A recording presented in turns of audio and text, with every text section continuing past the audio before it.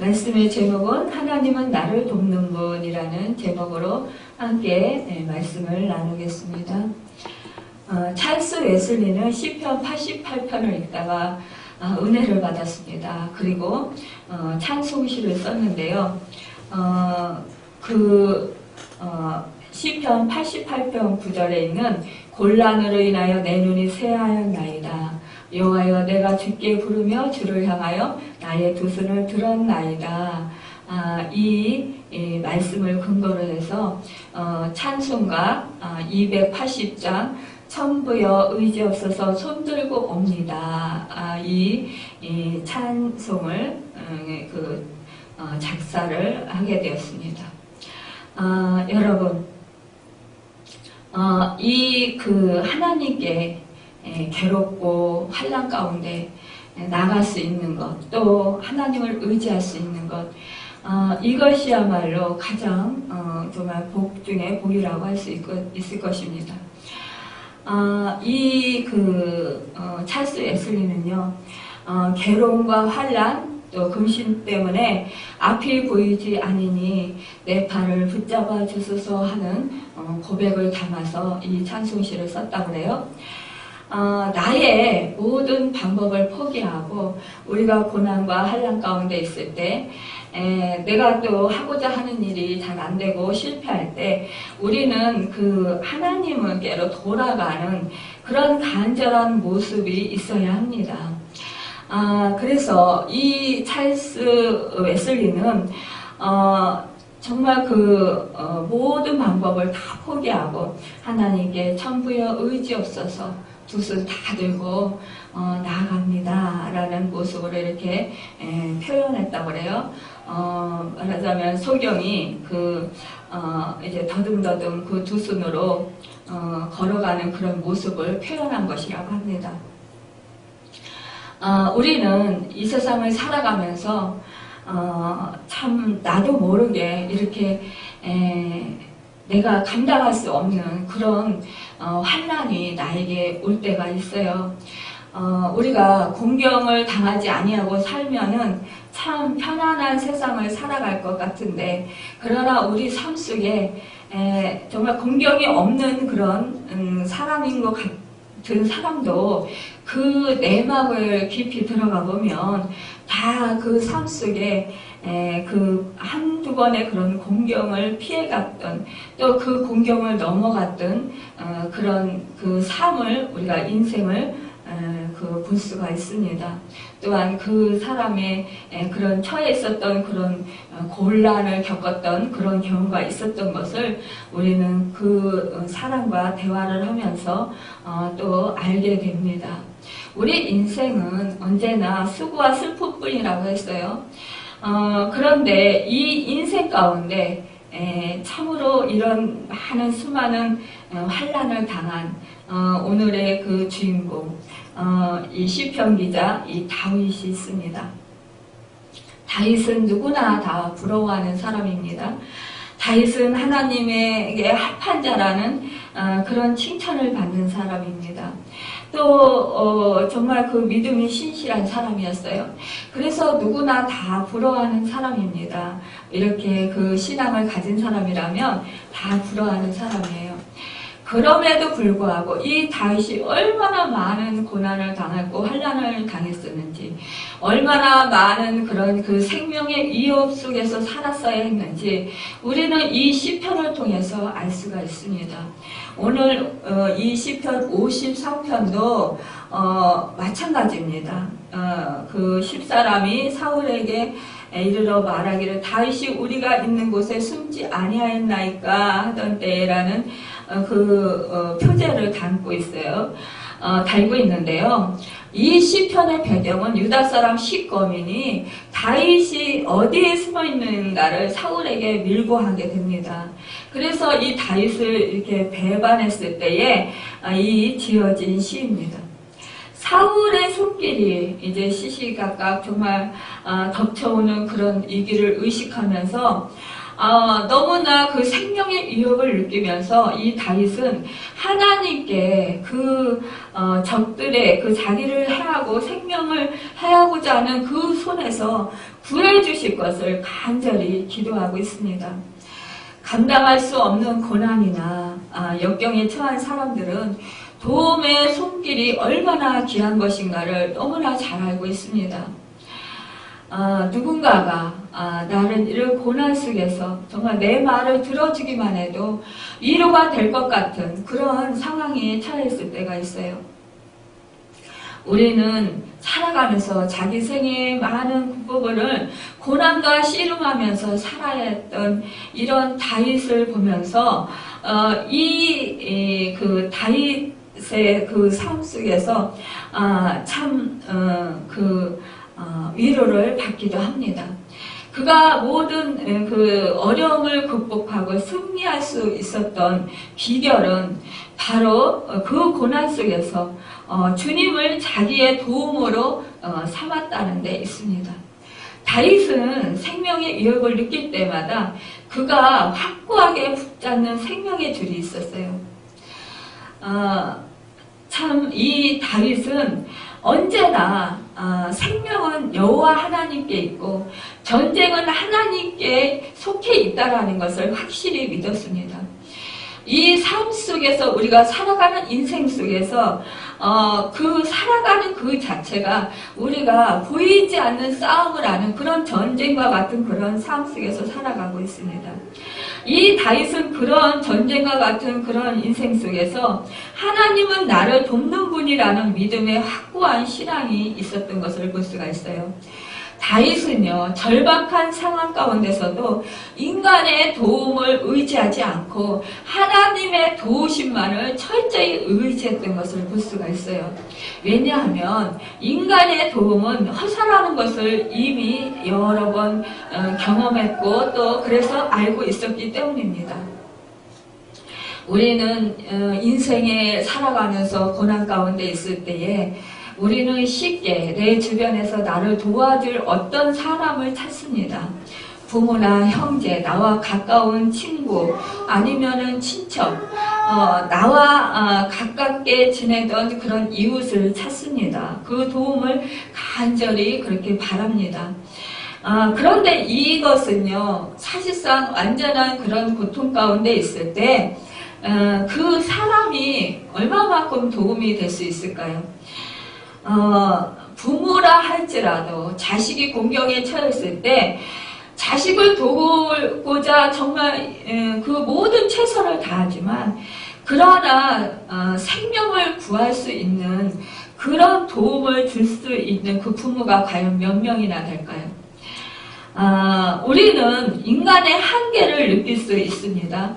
인간은 생명을 구할 수 없어요. 그렇기 때문에 오로지 그 도우고 그 생명을 구원하시고 또 모든 그 고난 가운데서 환난 가운데서 건져주실 분은 오직 여호와 하나님밖에 없다라는 사실을 우리가 늘 그 염두에 두고 마음에 늘 중심에 가지고 살아야 될 것입니다. 사실상 우리가 너무나도 잘 아는 욥을 보게 돼요. 욥이 당대의 그때의 의인이었습니다. 하나님이 칭찬하는 자였어요. 너무 하나님이 그를 기뻐하셨고 너무 그 하나님이 정직한 자로 그를 너무 사랑하셨습니다. 그런데 이 사실을 안 사단이 그 하나님께 왔을 때 이 하나님은 이 욥을 너무 사랑해서 너무 기뻐서 이 사단에게 네가 그 욥을 유의해 보았느냐라고 이렇게 말씀하시면서 그를 칭찬하십니다. 이 참소자 이 사단은 그 하나님께서 칭찬하시는 그 말을 듣고 가만히 있겠어요? 하나님께 하나님께서 산울타리처럼 그를 부로 또 건강으로 여러 가지 그 자식으로 정말 풍요롭게 해주고 복을 받게 해주셨기 때문에 그가 하나님을 경외한다라는 거예요. 하나님을 잘 섬긴다라는 것입니다. 그렇지만 그의 모든 부와 그가 누리고 있는 모든 그 평안은 같은 것을 그 걷어가시면 그가 하나님을 욕하지 않겠느냐라는 거예요.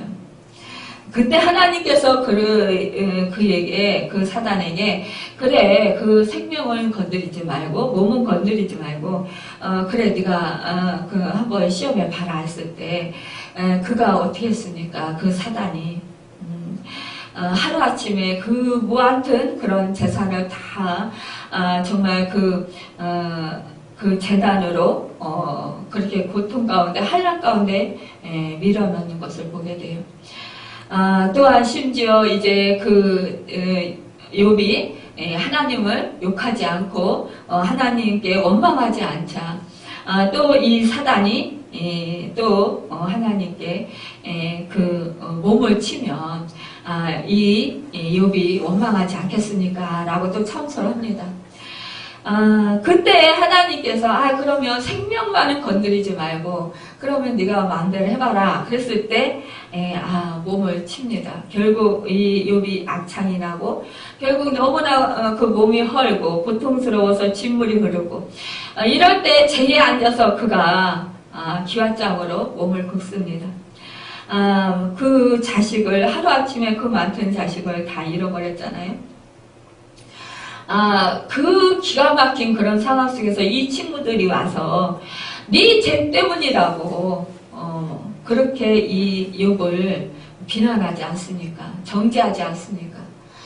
여러분 이렇게 그 사람은요 한 단면만을 보고 그 사람을 판단하고 그 사람을 정죄할 수가 있습니다. 우리는 참으로 이것을 조심해야 돼요. 우리가 몰라서 정말 모르는 것이 너무나 많습니다. 우리 인간은. 그럼에도 불구하고 자기가 아는 것 그것을 가지고 그것이 전부인 것처럼 사람들은 생각을 하고 그것을 상대방 사람들에게 자기가 아는 것에 대해서 실천하지 못하는 사람들을 비난하고 정죄합니다. 자기가 느낀 그런 자기가 생각한 그 잣대로 말하고 또 판단하고 또 그것을 강압적으로 억압하며 사람들에게 그 말이 옳다고 자기 주장을 합니다. 여러분 우리가 지금 말세의 지말에 살고 있어요. 이때에 우리 말씀을 맡은 그 목회자들은 특히 더 조심을 해야 합니다. 우리가 물론 기도를 하고 하나님의 말씀을 연구하고 신학을 공부를 했어요. 그렇지만 알면 얼마나 알겠습니까? 아무리 박사 학위를 따고 아무리 신학에 정말 신학 공부를 하면서 아무리 정말 그 논문에서 만점을 맞았다 할지라도 그럴지라도 기도를 엄청 많이 했다 할지라도 하나님의 그 놀라우신 그 섭리하심과 하나님의 그 놀라우신 그 광대하심과 하나님의 그 일하심과 하나님의 뜻, 하나님의 마음을 얼마나 알까요? 우리가 성경 말씀을 하나님께서 우리에게 주셨어요. 우리가 하나님을 잘 모르기 때문에 하나님의 뜻을 잘 모르기 때문에 우리에게 말씀을 주셨습니다. 그런데요 성령의 조명하심 따라서 우리는 그 말씀이 문자 그대로 이해되는 것이 아니라 깨달아지는 것이 아니라 그때 감화감동 시켜주시면서 하나님의 뜻을 깨달아 알게 하십니다. 우리는 같은 맥락의 그 문맥의 말씀이라 할지라도요 어저께 볼 때 말씀이 다를 때도 있고요. 다르게 이렇게 조명되고 깨달아질 때가 있어요. 오늘의 말씀이 또 어제와 다르게 그렇게 조명되고 깨달아질 때가 있습니다. 그런데 내가 깨달은 것이 전부라고 그렇게 말하면서 잘못되었다고 그렇게 지적하면서 그것은 아니라고 이렇게 주장하는 것, 이것은 참으로 그 위험한 일입니다. 우리 하나님은요, 태초를 말씀으로 창조하셨어요. 말씀으로 창조하시고 그 말씀으로 우리 모든 그 인류의 그 창조하신 그 자연 만물뿐만이 아니라 우리 인간들을 다스리시고 우리 하나님께서는 지금도 일하시고 계셔요. 우리 인간에게 은사와 달란트를 주셨습니다. 하나님께서는 이 세상 모든 것을 창조하실 때에 조화를 아름답게 이루고 살 수 있도록 서로 도우면서 살아갈 수 있도록 그렇게 하나님께서 이 모든 것을 창조하셨어요. 그런데 어떤 사람은 한쪽의 면을 안다라면 다른 사람은 한쪽의 면을 알 수가 있겠지요. 그러면 저 사람과 나와 사이에 아는 것이 다를 수가 있습니다. 깨달은 것이 다를 수가 있어요. 그렇다고 해서 내가 깨달은 것, 내가 아는 것이 전부라고 그 상대방에게 네가 내가 아는 것을 모르고 깨달은 것을 모르니까 잘못이라고 정지하는 것은 그것은 하나님의 섭리와 하나님의 그 주권을 무시하는 처사라는 거예요. 우리는 모두 다 그 하나님께서 합력하고 연합하고 서로 도우면서 부족한 면을 서로 메꿔주면서 살라고 지음을 받았어요. 그런데 네 것은 틀렸고 내 것은 옳다라고 하면은 결국은 그것은 싸움밖에 되지 않아요. 우리는 그것을 참으로 조심해야 합니다. 하나님 앞에서 우리는 겸손해야 합니다. 우리는 교만하면 넘어집니다. 또한 사단의 그 하수인이 될 수가 있습니다. 그래서 우리는 언제나 나의 부족함을 인정하고 상대방을 나보다 낮게 여기는 삶을 살아야 합니다. 늘 하나님, 그 하나님의 뜻이 어디에 계신지 우리는 그 하나님 뜻에 따라서 살도록 힘써야 하는 것입니다. 남을 탓하고 남이 잘못됐다라고 지적하기 이전에 하나님의 뜻이 어디 있는지, 하나님의 말씀이 무엇을 가르치고 하나님의 말씀이 어떻게 살기를 인도하시는지 우리는 그것을 쫓아서 살아야 합니다. 우리는 마음 중심에 어떤 사람이 어떻게 행하고 어떻게 살아가는가에 초점을 두는 것이 아니라 우리는 하나님께 초점을 둬야 된다는 거예요. 내 마음을 하나님께 드리고 하나님의 뜻, 하나님의 말씀을 쫓아서 살아가도록 힘써야 된다는 것입니다. 하나님의 얼굴을 구하고 하나님의 도우심을 받아서 살아가기를 힘써야 된다는 것이에요. 그리고 언제나 하나님만이 완전한 분이시고 우리 인간은 다 아무리 똑똑하고 지혜로운 사람이라 할지라도 다 부족하고 다 연약하다라는 것입니다. 그렇기 때문에 우리는 언제나 완전한 도움이 되시는 그 하나님을 찾고 그 하나님을 구해야 합니다. 이 다윗은요, 너무나도 절박했어요. 상황이 너무나도 정말 그 생명의 위협을 느꼈습니다. 그래서 그가 그 하나님의 도움을 서둘러 구했습니다. 그만큼 그가 그 처지가 절박했다라는 것입니다. 이때에 하나님께서는요, 그 도움을 구하는 자에게 결코 지체하시지 않으십니다.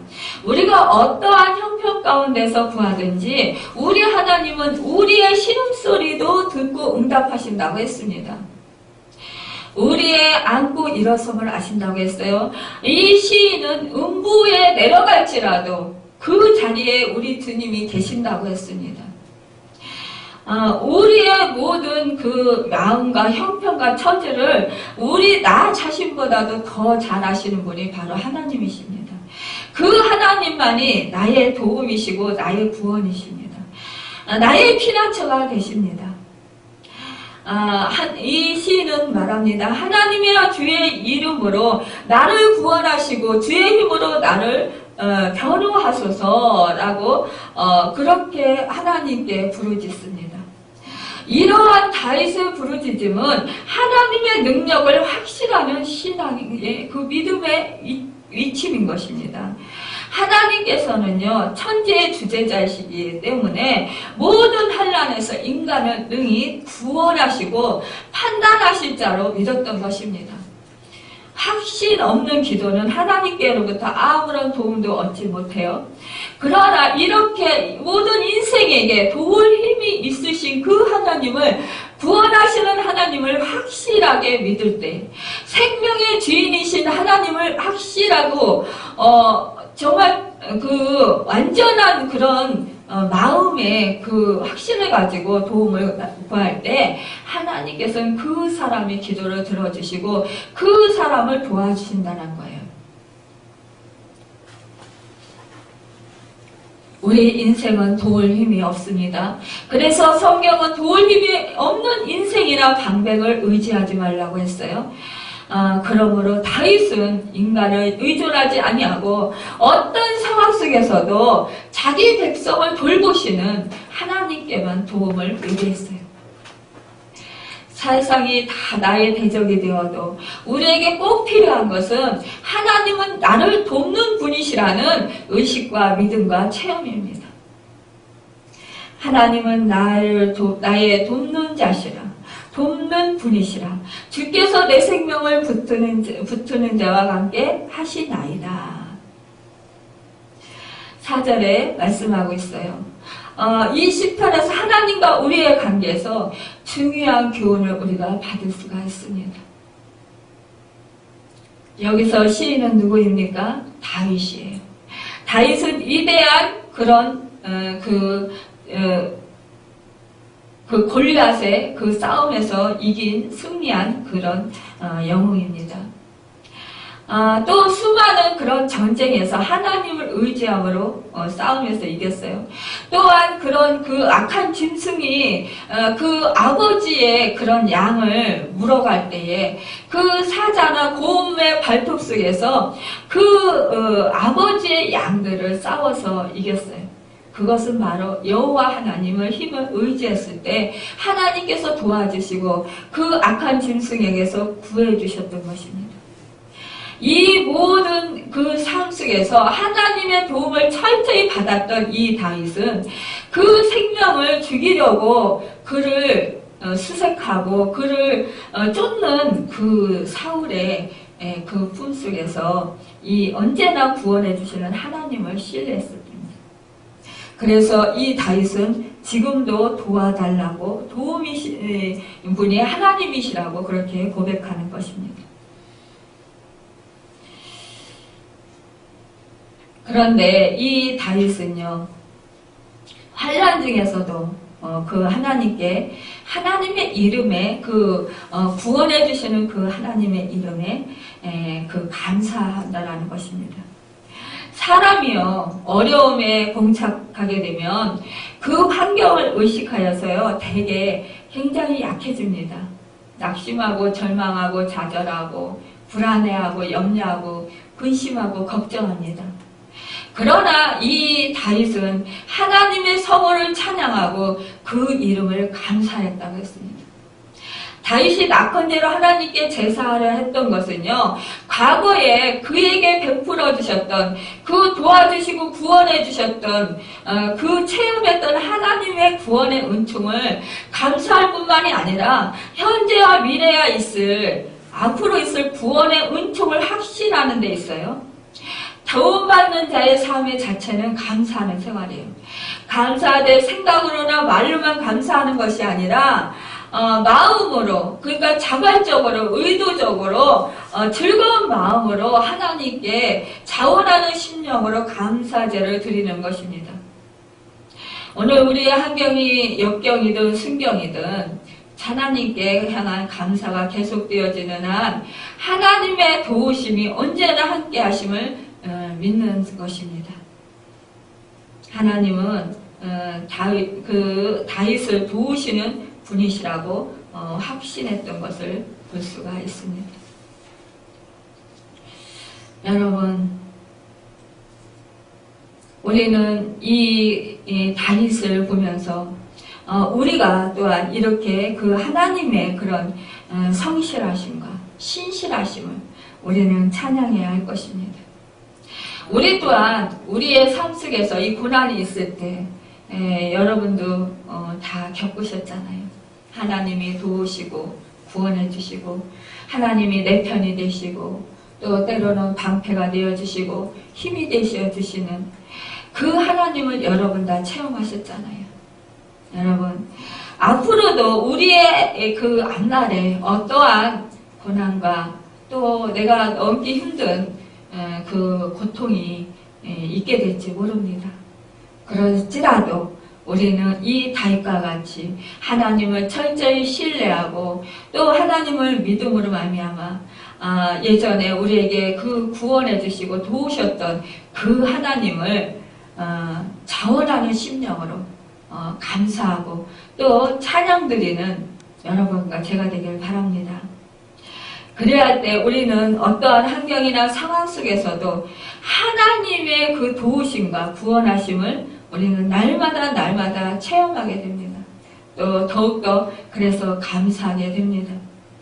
우리는 감사를 잘해서 하나님의 도움을 받아서 전쟁에서 승리했던 여호사밧 그 왕을 우리가 잘 압니다. 그는 어떻게 했습니까? 유대 나라가 태평성대를 누리고 있을 때 갑자기 그 이웃 나라 그 모압 자손과 암몬 자손이 동맹하여서 유대 땅을 침략해와요. 그때 여호사밧은 온 백성에게 금식을 선포하고 여호와 전에 나아가서 금식하면서 기도합니다. 그리고 난 후에 그 여호사밧 왕은요, 오직 전쟁은 여호와께 속한 것이요 그의 승리 또한 여호와께 속한 것인 줄 알고 이 싸움에서 승리할 수 있는 비결은 오직 하나님만을 의지하고 하나님을 신뢰하고 그분께 감사할 때 감사를 받으신 주님께서 자기들을 위해 싸워주실 것을 믿었습니다. 그래서 그는 수십만의 적군 앞에 하나님을 감사하세라고 하나님을 감사 찬양하는 그 성가대를 조직해서 그들 적군 앞에 담대히 내보냈습니다. 이 방법은 세상 사람이 볼 때는 얼마나 미련한 방법입니까? 정말 저 사람들이 죽으려고 작정을 했구나. 그러지 아니하고 저렇게 어이없는 일을 할 수 있을까라고 아마 비웃었고 조롱했을 것입니다. 그러나 이 적군 앞에서 성가대가 힘차게 하나님을 감사하세라고 하는 성가대의 그런 성가가 울려 퍼질 때 이 소리를 들은 수십만의 적군들은 갑자기 정신을 잃게 됩니다. 그래서 자기네끼리 싸우게 돼요. 서로 적인 줄 알고. 그래서 수십만의 대군이 일시에 진멸하게 됩니다. 그래서 멸망당하게 돼요. 여러분. 그래서 여호사밧 왕은 그 백성은 하나님께 감사함으로 그 멸망의 그 순간에 승리의 축제를 부르게 되었던 것을 우리는 너무나도 잘 알고 있어요.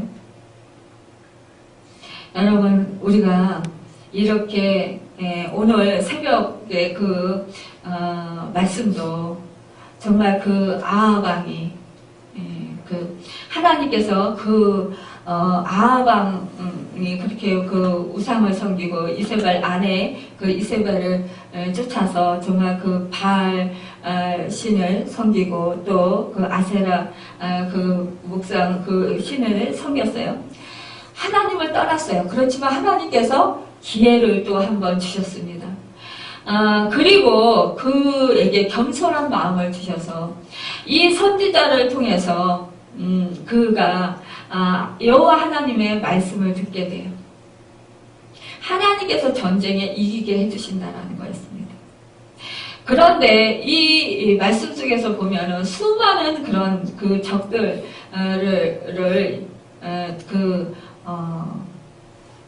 정말 이 백성들이, 그것도 군대가 아니에요. 군인들이 아닌 이 백성들이, 정말 적은 수의 그 사람들이 그 수많은 그런 군대를 이기는 그런 은혜를 누리게 됩니다. 여러분, 하나님이 함께 하시면 우리는 능히 이길 수 있어요. 하나님이 도와주시면 이길 수 있습니다. 여러분, 현재 여러분의 어떠한 환경이나 상황을 불문하고 하나님을 향한 뜨거운 감사의 생활을 통해서 여러분의 치열한 삶의 현장에서 위대한 승리의 축복이 다가오기를 예수님의 이름으로 축원합니다. 여러분, 몸이 아프십니까? 그렇다고 불만불평하시고 짜증내고 화내시지 마시고, 그런 상황 속에서 나를 치료하시고 나를 도우시고 나를 구원하시는 그 생명의 주인이신 참 의원이 되시는 주님을 의지하시기 바랍니다. 주님을 찾으시길 바랍니다. 또한 그동안에 하나님께서 치료해 주시고 또 나를 구원해 주신 그 은혜에 감사해서 감사 찬송을 부르시고 하나님께 감사함으로 영광 돌리시길 바랍니다. 그러면 하나님께서 도와주셔서 더 큰 은혜와 치료하심과 또 하나님의 놀라우신 축복을 내려주실 것입니다. 우리 찬송에 어려운 일 당할 때 나의 믿음 적으나 의지하는 내 주를 더 의지합니다. 세월 지나갈수록 의지할 것뿐일세 아무 일을 만나도 예수 의지합니다. 여러분, 예수님을 의지하시고 우리 다윗처럼 모든 환난에서 나를 건지시고 내 원수가 보응하는 것을 나를 목독해 하셨나이다라고 고백할 수 있는 그 은혜를 받으시는 여러분과 제가 되기를 예수님의 이름으로 축원합니다. 기도하겠습니다.